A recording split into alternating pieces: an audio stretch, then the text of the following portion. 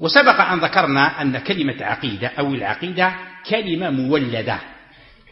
ليس لها وجود أو ذكر في أمهات معاجم اللغة، فهي لا توجد. وكان سابقها في الاستعمال كلمة معتقد واعتقاد، يعني من نفس الجنس أو هي مشتقة منها، ولكن لم تأتي على ألسنة أهل العلم ذكر كلمة عقيدة، وإنما كانوا يعبرون بمعتقد واعتقاد، وهذا قديم في مؤلفات السابقين من العلماء. فقد ذكر الشيخ العلامة أحمد شاكر رحمه الله أن الإمام ابن جرير الطبري المفسر المؤرخ السلفي الكبير قد ذكر هذه الألفاظ في ثنايا كتبه، فكان يعبر عن العقيدة بالاعتقاد والمعتقد. وذكر الشيخ بكر أبو زيد رحمه الله في معجم المناهج اللفظية استنادا إلى بحث في مجمع اللغة قام به الدكتور عبد الصبور الشهين بأنه استقرأ كلمة عقيدة في الكتاب والسنة فلم يجدها، قال وهي أيضا كلمة مولدة.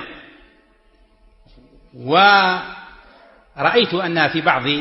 كتب أهل العلم أنه جاء في السنة ما يشير إليها، لكن ليس بلفظ عقيدة ولا اعتقاد ولا معتقد،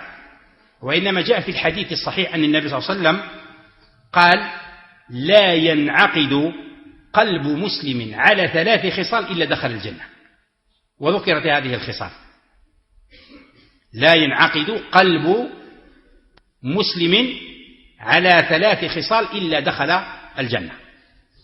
فهذا فيه إشارة وإيماء أن هذه الكلمة وما يشتق منها كلمة عقيدة وما يشتق منها كالفعل مثلا هنا ورد في سنة النبي صلى الله عليه وسلم، فكلام الباحث هنا غير دقيق. ويذكر أيضا في بحثه أن من سبق وأن استعمل هذه الكلمة بالجمع يعني عقائد وليس عقيدة القشيري المتوفى سنة 437 للهجرة في رسالته المشهورة في التصوف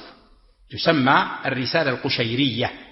يقال أنه هو أول من استعمل كلمة عقيدة لكن بالجمع يعني على عقائد. وتبعه بعد ذلك أبو حامد الغزالي صاحب الإحياء المتوفى سنة 505 للهجرة،